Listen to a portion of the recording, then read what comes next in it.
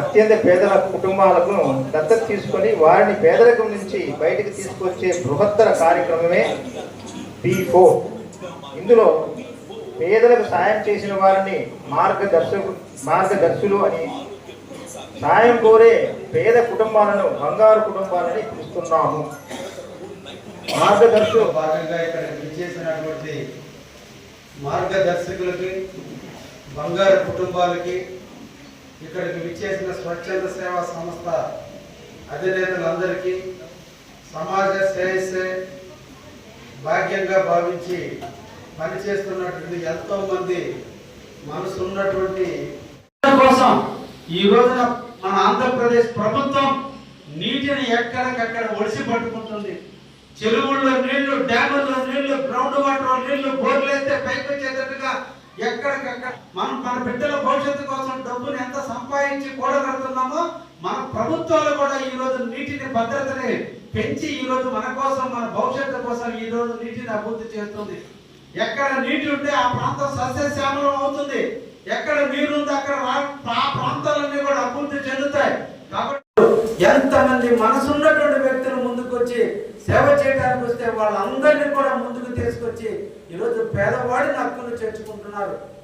అందుకే ఈ పథకం తప్పకుండా సక్సెస్ అవుతుందని, రాబోయే కాలంలో ఇంకా కూడా విప్లవాత్మకమైన మార్పులతో మార్గదర్శకులు ఒక్క కుటుంబాన్ని దత్తత తీసుకోగలిగిన ఆ కుటుంబం కూడా ఉన్నతమైన స్థాయికి రాగలుగుతుందని, ఈ పేదరిక నిర్మూలన ధ్యేయంగా పెట్టుకుని 2029 నాటికి వీలైనన్ని కుటుంబాలని బంగారు కుటుంబాలుగా మార్చడానికి ప్రభుత్వం చేసే సంకల్పానికి మీరందరూ తోడుగా రావాలి. దత్తత తీసుకోవడానికి ఆయన తపన పడుతున్నాడు, మార్గదర్శనం వెతుకుతున్నాడు.